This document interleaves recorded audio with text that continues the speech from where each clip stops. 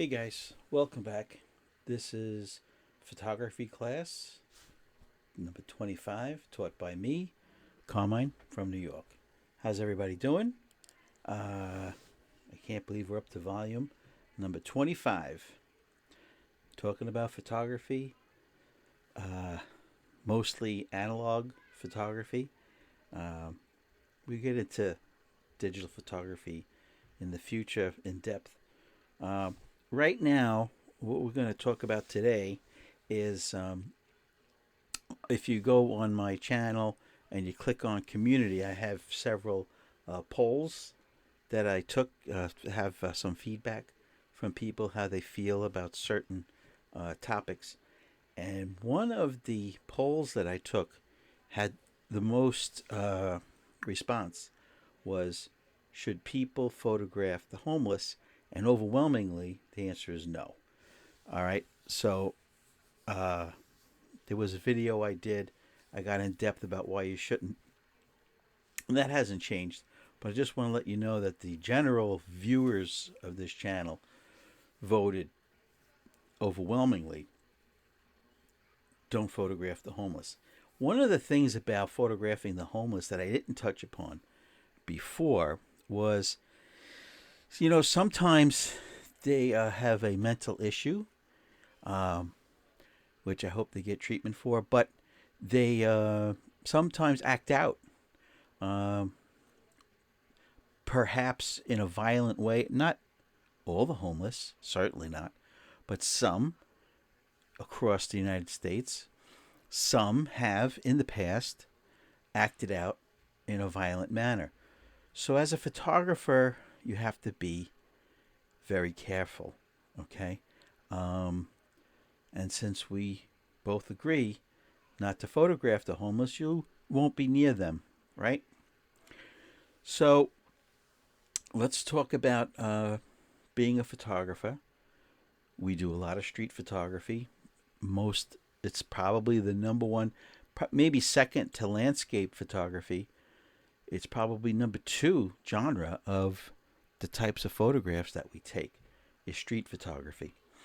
So when we take street photographs, being out there, street photography is just a general term, but it can take us to parks. You know, it could take us down alleyways. It can take us through parts of the city, any city. My city is New York City, but it could take us to any city in the 50 states or in Canada or in Europe, right? These rules apply all around the world to be safe. So why did I bring this up? It came to my attention today. I don't know if it was just reported on or maybe I'm just slow in getting update on my current events. What I want to talk about today to you guys is Jason Cortez. Jason Cortez, filmmaker, photographer, newlywed. He was shot in the back and murdered in the Montecito section of Los Angeles, California. September 10th. I realized that was a few months ago, but it just came across my desk now. So what happened? What happened to this street photographer who was just shooting pictures? According to the police reports, he was there taking photographs in Montecito. The place he was called Debs, Debs, Debs Park, according to the police reports. He was taking photographs, and from, they think, 100 feet away, he was shot in the back and murdered. Now, many times when a person wants to rob somebody with a loud weapon, a gun, when they fire the weapon and kill the person, I'm not saying this was a robbery or a bungled robbery. This was a murder. But sometimes when a person wants to rob you with a gun and they shoot you in the back, the robbery falls apart. They don't take your gear because they are scared to death. So he ran away. Was it going to be a robbery? Who knows? Only the murderer knows. Uh, so, photographer Jason Cortez, um, to your family, you have the full sympathy of the YouTube photography community across the United States and Europe and around the world. Um, Newlywed, was married less than a year. So, what we're going to talk about today is safety when you're doing street photography.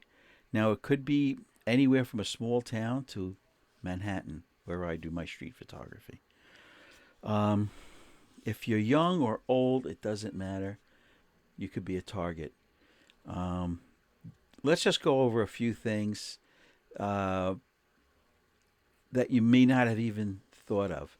Um, there's so many manufacturers out there that manufacture these exquisite shoulder camera bags, backpack camera shoulder backpacks, camera backpacks to hold all your gear, all your thousands of dollars worth of gear. Don't be stupid. You and I are not the only ones who can recognize a camera shoulder bag, messenger bag, backpack that doesn't have your school bucks and sneakers in. Okay? Don't carry them. That's great if you're gonna go with a bunch of people, on a walk, taking bird photographs with other people in a large group. Okay, there's safety in numbers. Other things you have to keep in mind is when you're doing street photography, try and wear a shoe, a sneaker that you can run in. Sometimes you might have to run away from somebody that wants to harm you or rob you or both. Um, when I do street photography, I mentioned this twice in other volumes, I take one camera and one lens. If it's a digital camera, I carry an extra battery in my pocket, two extra memory cards in those little cases in my pocket. I don't carry the camera around my neck. I put the camera that has one lens on it in a shopping bag. Nobody knows that I'm a photographer out there. I take the camera out when I take some pictures and put it back in when I'm walking to my next location. This is very important. Don't walk aimlessly in the city or in a town when you're doing street photography. The day before, the morning before you step out the door, go on Google Maps. Have an idea, have a route in mind. Use Street View. It's all free on Google, and you can walk with your computer on Street View and say, oh, that's a good spot, that's a good spot, that's a good spot. Don't walk aimlessly. You could walk down a dead-end alley, and it's called dead end for a reason. Let's see. I made some notes. If you're going to drive, some people like me are lucky. You can just walk out your house and you're in the city. You're doing street photography instantly. You don't need your car. But if you have to drive to your shoot where you want to shoot in the city or town to do some street photography, park your car not in a desolate area. Park it where you know there's going to be other people, in a shopping plaza, in a mall area. But this way there's other people around. Your car is not parked in the middle of nowhere. And then people are just going to wait for you to go back to your car alone, clean you out, take your car. All right? Where you park matters. Use your common sense. Use that little voice in the back of your head. If you want to go down a street or in a park And we have some parks here in the city we call Needle Park because that's where a lot of needles are being used in a medical way in a park. So you just don't go there. Use common sense. If a street or any part of the city looks dark and shady, don't go in there. A photo's not worth it. You're not going to get a Pulitzer Prize by getting murdered. Let's see. You know, pilots, a pilot would never fly a plane without telling others his flight path, where he's headed. Same thing. Same thing with us, with street photographers. Do you think it's a lot of effort that if you texted a family or friend or left a written note on a piece of paper on the counter, I went to Washington Square Park to take photographs. Be back in 3 hours. You think that's so hard to do? This way, when you don't show up, they have an idea of where the hell you went. All right? So keep that in mind. Tell someone or two people where you're going and how long you'll be.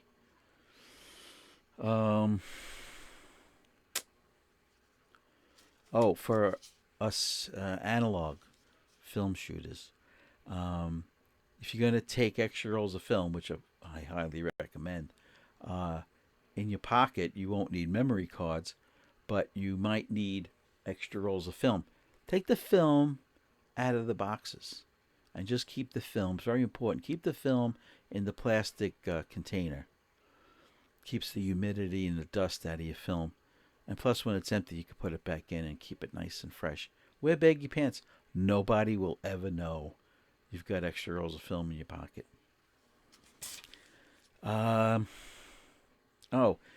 This is another thing. Not just for when you're doing street photography, but generally, don't wear your most expensive earring studs, watches, shoes. All right, we're going into the winter here. It's December 27th. Don't wear your $900 winter down jacket with all the emblems on it. You know what I'm talking about.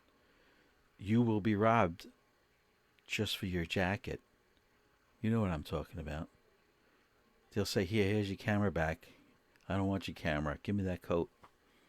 Okay? So watch what you wear. Watch where you go. Okay? Night photography. I love night photography. Some of the best photographs I've ever taken were night photographs. But ask any police officer, do my chances of getting robbed go up in the dark? Yes. So just keep that in mind. The best thing you can do, if you love night photography, is go when it just turns dark. Here in New York, in the winter months, it's dark at 5 p.m. Go take your night photographs at 5 p.m. You don't have to go at 2 a.m. Okay?